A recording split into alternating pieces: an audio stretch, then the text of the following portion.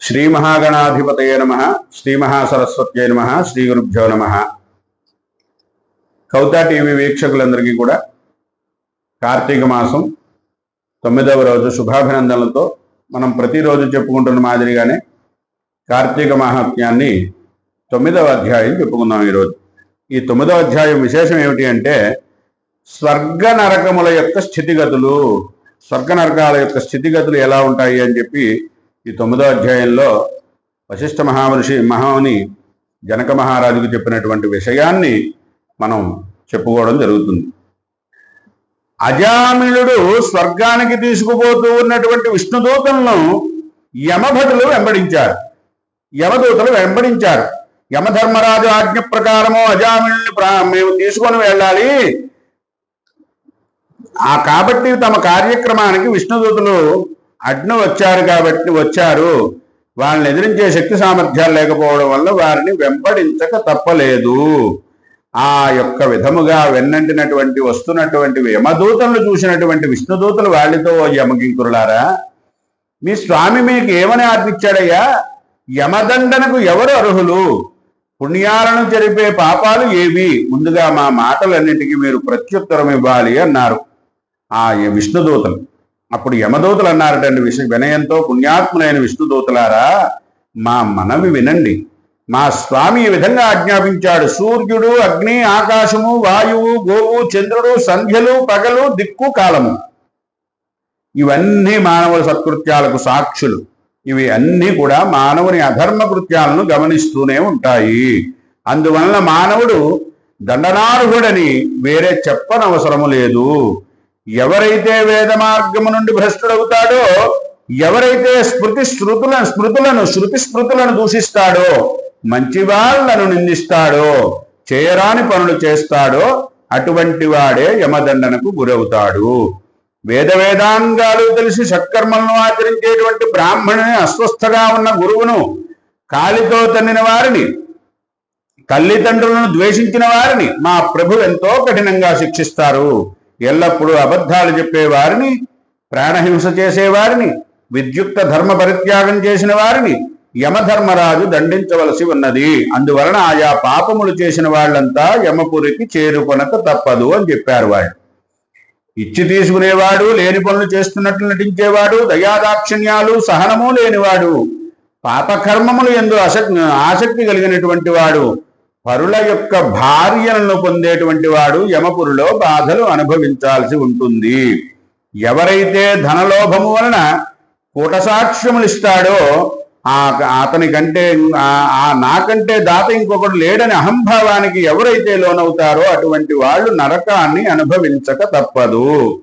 మిత్రద్రోహులు, ఎవరూ లేని వాళ్ళు యమదండనార్హులు. పెళ్లిళ్లు చెడగొట్టేవాళ్ళు, ఇతరుల సంపదలతో కులికేవాళ్ళు, పరుల పిల్లలను చూసి అసూయ పడేవాళ్ళు, ఆడపిల్లలను అమ్ముకొని కన్యాశుల్కం చేసుకొని జీవించేవాళ్ళు, వడ్డీ వ్యాపారంతో ధనము సంపాదించేటువంటి వాళ్ళు యమలోకమునకు పోయి తీరవలసినదే. కాలువలు, చెరువులు, నూతులు మొదలైన జల సదుపాయాలను పాడు చేసేటువంటి వాళ్ళు, సత్కార్యములకు ఆటంకాలు కల్పించేటువంటి వాళ్ళు, లోభత్వము వలన పితృశ్రాద్ధం చేయనటువంటి వారు, నిత్య కర్మలను విడిచిపెట్టినటువంటి వారు మా నుండి తప్పించుకోలేరు. పరుల పాశాన్ని వదలని వారు, కూలికి వంటలు చేసేవారు, పితృశేషాన్ని భుజించేవారు యమబాధకు గురికాక తప్పదు. ఇతరులకు ఇచ్చేదానిని ఇవ్వకుండా చెడగొట్టేవాడు, బ్రాహ్మణులకు దానం చేయనివాడు, శరణుజొచ్చిన వారిని చంపేవాడు, స్నానము సంధ్యావందనము వదిలిపెట్టేసినటువంటి వాడు, సదా బ్రాహ్మణ నింద చేసేటువంటి వాడు, ఆ బ్రహ్మహత్య గావించేటువంటి వారు, గోవులను గుర్రాలను చంపేటువంటి వారు యమ మందిరానికి రాక తప్పదు. ఈ విధములైనటువంటి పాపాలు ఎవరు చేసినా వాటికి ప్రతిఫలము యమలోకంలో అనుభవించాలి. ఈ అజామిలుడు అనేటువంటి ఆయన పుట్టుక చేత బ్రాహ్మణుడై ఉన్నప్పటికీ కూడా దాసిని చేపట్టాడు. వీడు చేయని పాపములు లేవు. పుట్టింది మొదలు ఈ రోజు వరకు కూడా, గిట్టే వరకు కూడా అన్ని పాపములను సంపాదించుకున్నాడు. ఇటువంటి పాపాత్ముడు విష్ణులోకానికి పోవటానికి అర్హుడు ఎలా అవుతాడు మహాప్రభు అని చెప్పి నన్ను అడిగారు. యమదూతల సందేహం విన్న తర్వాత విష్ణుదూతలు మందహాసంతో గంభీరంగా నవ్వి, మీరు ఈ చిన్న విషయాన్ని గమనించలేకపోయారా? దుష్ట సంగమాన్ని విడిచిపెట్టి సత్పురుషులను ఆశ్రయించిన వాడు యమదండనమునకు లోబడడు. స్నాన సంధ్యా జపాలయందు ఆసక్తి కలిగి అగ్నిహోత్రమును కొలుస్తూ అన్ని భూతముల యందు దయగలవాడు యమలోకానికి పోవలసిన పని లేదు. పరబ్రహ్మల యందు మనస్సు నిలిపి సత్యవ్రతులై నిత్యం జపతపాలు చేసుకునేటువంటి వారికి యమబాధలు ఉండవు.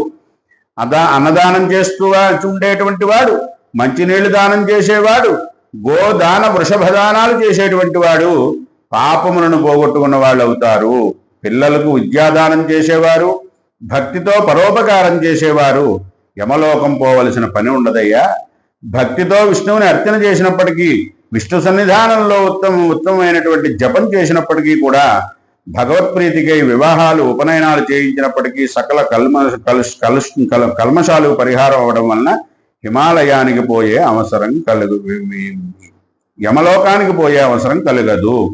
ప్రోవలయందు బేదల కొరకు శరణాలయాలు, సత్రములు కట్టించేవారు, అనాథ ప్రేత సంస్కారం చేసేటువంటి వారు యముని ప్రోలు యముని దగ్గరికి వెళ్ళేటువంటి పనే లేదు. ప్రతిదినము కూడా సాలగ్రామాలను పూజిస్తూ, సాలగ్రామ తీర్థం పుచ్చుకుంటూ, సాలగ్రామాన్ని నమస్కరిస్తూ ఉండేటువంటి మానవులు పాపములను పొందరు. ఆ సాలగ్రామానికి నిత్యము తులసి పూజలందు సాలగ్రామవాసి అయినటువంటి శ్రీమన్నారాయణ అర్పించేటువంటి పుణ్యాత్ములు యమాజ్ఞాలకు గాని లోనుగారు. ఎవరి ఇంట తులసి ఉంటుందో, ఎవరి ఇంట హరికథా కాలక్షేపం జరుగుతుందో, ఎవరు సదా గీతాపారాయణ చేస్తూ ఉంటారో వారు యమ ఛాయలకే పోరు. ఎవరి ఇంట భాగవతం ఉంటుందో, ఎవరి ఇంట భాగవత పారాయణం చేయబడుతూ ఉంటుందో, ఆ భాగవతమును పూజిస్తూ ఉంటారో వారు యమలోకానికి వెళ్ళేటువంటి పనే లేదయ్యా. సూర్య భగవానుడు తులారాశిలో నుండి సమయంలో గాని, మకర రాశిలో ఉన్నప్పుడు గాని, మేషములో ఉన్నప్పుడు గాని స్నానం చేసేటువంటి వారు అధోలోకముల నుంచి అధోలోకాల చెంతకు వెళ్ళేటువంటి భయమే లేదు. రుద్రాక్షమాలలు ధరించి జపం చేసేటువంటి వారు గాని, దానపరులు గాని ఎప్పటికీ యమలోకమును చేరుకోరు. అచ్యుత, అనంత, గోవింద, కృష్ణ, నారాయణ అని చెప్పినటువంటి నిత్యం ఎవరు శ్రీమన్నారాయణ్ణి పూజిస్తారో వారు అధమలోకములను పొందరు. ఎవరు మణికర్ణికా నదీ తీరాన హరినామస్మరణ చేస్తూ చనిపోతారో వారు ఎన్ని పాపములు చేసినప్పటికీ కూడా యమలోకమునకు పోవలసిన పని ఉండదు. బంగారం దొంగిలించేటువంటి వారు, సురాపానం చేసేటువంటి వారు, మిత్రును చంపినటువంటి వారు, బ్రహ్మహత్య చేసినటువంటి వారు, గురు తల్పాన్ని కోరినటువంటి వారు, స్త్రీలను, రాజును, గురువును చంపినటువంటి వారు వీళ్ళేగాక మిగిలిన ఏ పాపము చేసిన వాళ్ళైనా కూడా మరణకాలంలో భగవన్నామస్మరణ చేసినంత మాత్రాన్నే వారి పాపములు పటాపంచలైపోతాయి. తెలిసినా గాని తెలియక గాని భగవన్నామస్మరణ చేయటం వలన పాపములు తొలగిపోతాయి. పేరు కోసం కాదని వేళాకోళంగా గాని ఇతరులకు ఉపదేశించడం మాత్రం గాని శ్రీ మహావిష్ణువు యొక్క నామమును ఉచ్చరించినట్లయితే అన్ని పాపములు తొలగిపోతాయి అని పెద్దలు అంటున్నారు. భ్రష్టుడైనప్పటికీ కూడా ఈ వ్రతాన్ని వాడైనప్పటికీ కూడా అన్ని విధములైనటువంటి పాపములు చేసినటువంటి వాడైనప్పటికీ కూడా హరి అని అనాలోచితంగా అన్నప్పటికీ కూడా నరకానికి గురికాడు. ఎవరైతే అన్ని పాపాలు పోగొట్టే హరినామాల్ని అన్నింటినీ పలుకుతాడో నరక బాధలు పొందవలసినటువంటి బాధ ఉండదు. జన్మాంతరములలో సంపాదించుకున్నటువంటి పాపములు గాని, ప్రాయశ్చిత్తములు గాని తొలగిపోయి తొలగిపోని పాపాలు గాని ఏ విధములైన పాపాలు ఉన్నప్పటికీ కూడా దేవతలకైనా మానవులకైనా విష్ణువు యొక్క నామ సంకీర్తనం చేయటం వలన తొలగిపోతాయి.